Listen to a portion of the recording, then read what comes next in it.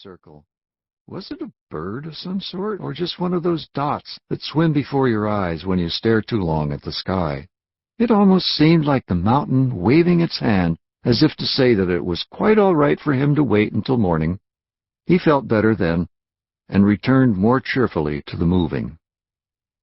It was long after dark before the moving van drove away. Becky crooned happily over her bottle, and the rest of them gathered in the kitchen for a late supper of sandwiches and canned soup. But David could not eat until he had found the courage to ask one question. May I climb the mountain tomorrow? And Amy muttered something about landslides, which were firmly fixed in her mind as the fate of people who climbed mountains. But Dad said, I don't see why not. Do you? And looked to Mother for agreement. Mother said, Well, be very careful, in a doubtful tone, and that was that. You never know what you will find when you climb a mountain, even if you have climbed them before, which, of course, David never had. Looking up the foot of the mountain, he had thought that it was a smooth slope from bottom to top, but he was discovering as he climbed that it was not smooth at all, but very much broken up. There were terraces, ledges, knolls, ravines, and embankments, one after another. The exciting part of it was that each feature concealed the ones above it. At the top of a rise would be an outcropping of strangely colored rock, invisible from below. Beyond the outcropping, a small stand of aspens would quiver in the breeze, their quicksilver leaves hiding a tiny meadow on the slope behind. And when the meadow had been discovered, there would be something else beyond. He was a real explorer now. When he got to the top, he thought, he would build a little tower of stones, the way explorers always do. But at the end of 2 hours steady climbing, he was ready to admit that he would never reach the peak that day. It still rose above his head, seeming as far distant as ever. But he did not care now. It had been a glorious climb, and the distance he had already covered was a considerable one. He looked back. The town looked like a model of a town, with little toy houses and different colored roofs among the trees that made a darker patch on the pattern of the valley floor. The mountains on the other side of the valley seemed like blue clouds stretching out over the edge of the world. Even the peak could not give him a better view than this. David gazed up the face of a scarp, which rose like a cliff above him, a smooth, bare wall of rock that had halted his climb. Halfway up the scarp was a dark horizontal line of bushes, something like a hedge. Apparently there was a ledge or shelf there, and he decided to climb up to it before he returned home. To scale the rock face itself was impossible, however. There were no hand or footholds. So he turned and made his way through the grass until he reached the end of the bare stone. Then he started upward again. It was hard work. Vines clutched at his feet, and the close-set bushes seemed unwilling to let him pass. He had one nasty slip which might have been his last if he had not grabbed a tough clump of weeds at the crucial instant. But oh, it was worth it. He felt like shouting when at last he reached the ledge. Truly it was an enchanted place. It was a long, level strip of ground, several yards wide, carpeted with short grass and dandelions. Bushes grew along most of the outer edge. The inner edge was bounded by a second scarp, a wall of red stone with sparkling points of light embedded in its smooth surface. David threw himself on the grass and rolled in it. It was warm and soft and sweet-smelling. It soothed away the hurt of his aching muscles and the sting of his scratches. He rolled over on his back and cushioned his head in his hands. The sky seemed to be slipping along overhead like a broad blue river. The breeze ruffled his hair and whispered. The bushes murmured and gossiped to each other. Even the sunlight seemed to hum to him as it laid warm hands on his face. But there was another sound, which now and then rose above these murmurs. Then it would fade and be drowned out by the breeze. Hard to say why, but it just did not seem to fit there.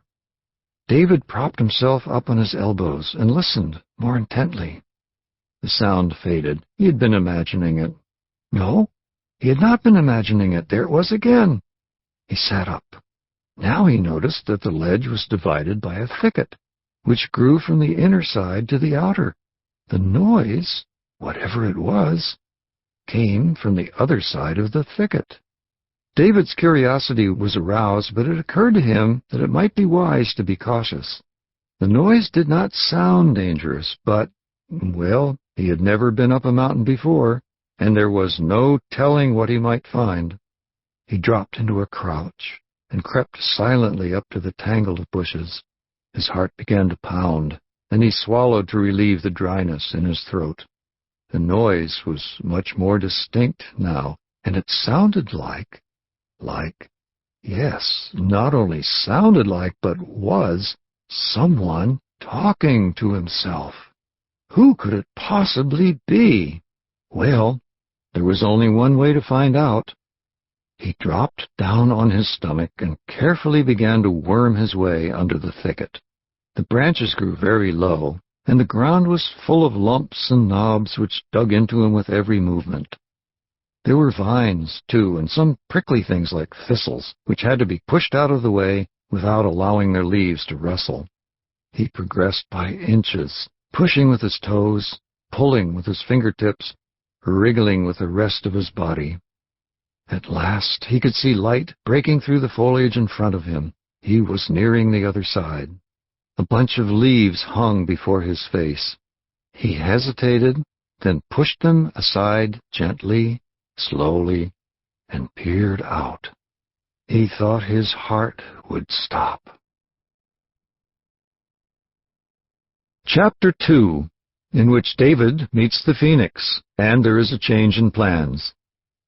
There stood an enormous bird. David had been to the zoo, and at home he had a book of birds with colored pictures. He knew the more common large birds of the world, the ostrich, the condor, the albatross, eagles, cranes, storks. But this bird, its shape was like that of an eagle, but stouter. Its neck had the length and elegant curve of a swan's neck. Its head was again like an eagle's, with a hooked bird-of-prey beak, but the expression in its brown eyes was mild. The long wings were blunt at the tips, the tail was short and broad. The legs, feathered halfway down, ended in taloned feet. An iridescent sheen sparkled on its plumage, reflecting sunlight from the scarlet crest, the golden neck and back, the breast of silver, the sapphire wings and tail. Its size alone would have been enough to take David's breath away. He could have stood beneath the arch of that neck with room to spare. But the most astonishing thing was that the bird had an open book on the ground, and was apparently trying to learn part of it by heart. Vivo, vives, vive. The bird read very slowly and distinctly, staring hard at the book. Vivimos, vivis, viven. That is simple enough, you blockhead. Now then, without looking. It cleared its throat, looked away from the book, and repeated in a rapid mutter, Vivo, vives, vive, vivi... Oh, dear, what is the matter with me? Here the temptation to peek overcame it for an instant, and its head wavered. But it said, No, no, in a firm tone, looked carefully the other way, and began once more. Vivo, vives, vive. Quite correct so far. Oh dear, these verbs. Where was I? Oh, yes. Vivo... David's head reeled as he watched this amazing performance. There was no need to pinch himself to see if he were dreaming. He was perfectly wide awake. Everything else around him was behaving in a normal way. The mountain was solid beneath him. The sunlight streamed down as before. Yet there was the bird unmistakably before him, undeniably studying its book and speaking to itself. David's mind caught hold of a phrase and repeated it over and over again. What on earth? What on earth?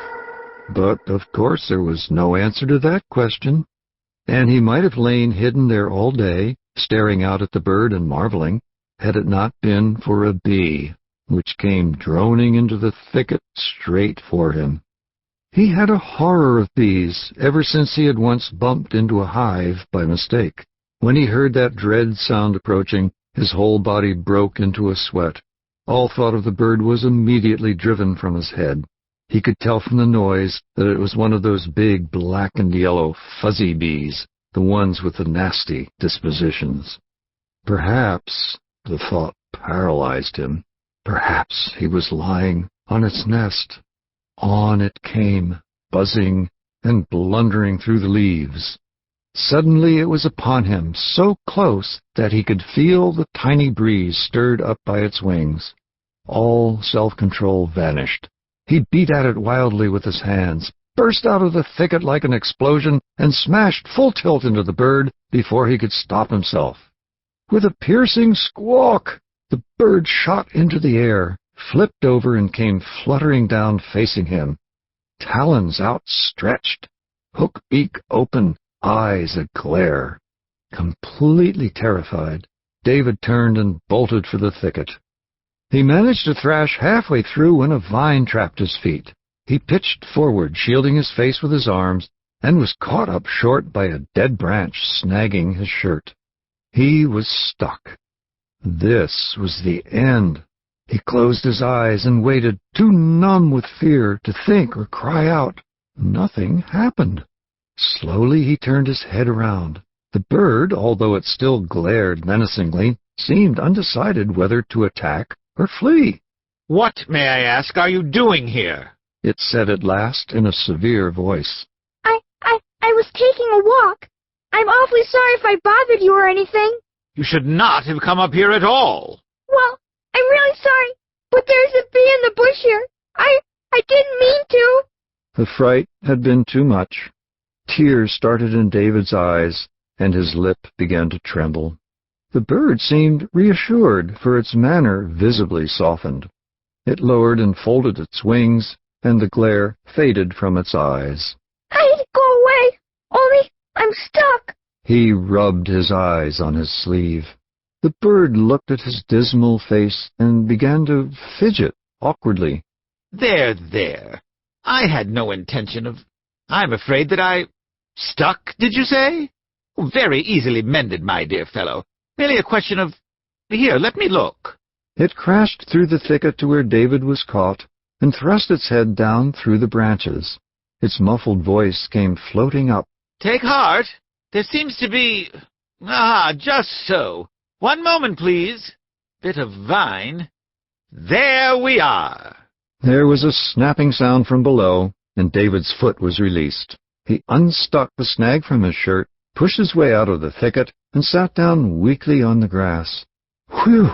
At least the bird was not going to harm him. It seemed to be quite a kindly creature, really. He had just frightened it and made it angry by bursting out of the bushes so suddenly. He heard a flailing in the thicket, followed by the bird's anxious voice. "Hello? Are you still there?" Yes, what? There were more sounds of struggle. "This is rather awkward. The fact is, I am afraid that I am stuck myself. Could you—" Yes, of course. He smiled to himself a little shakily and re-entered the thicket. When he had disentangled the bird, the two of them sat down on the grass and looked at each other. They hesitated, not quite sure how to begin. "I trust," said the bird at last, "that you are not of a scientific turn of mind." I don't know. I'm interested in things, if that's what you mean. "No, it is not. There is a great deal of difference between the interest shown by normal people and the obsessive interest of scientists. You are not, I hope, acquainted with any scientists?" No. "Ah, said the bird with a relieved sigh. everything is quite all right then. I do hope that you will forgive my behavior. I am not usually so rude. The fact is that you gave me quite a horrible start." Oh, I'm sorry I frightened you. "Frightened, my dear fellow? I am never frightened. I do not know the meaning of the word." What I mean is that you frightened me. This seemed to pacify the bird, and David, to heighten the good impression, added, Golly, you look fierce. The bird smiled.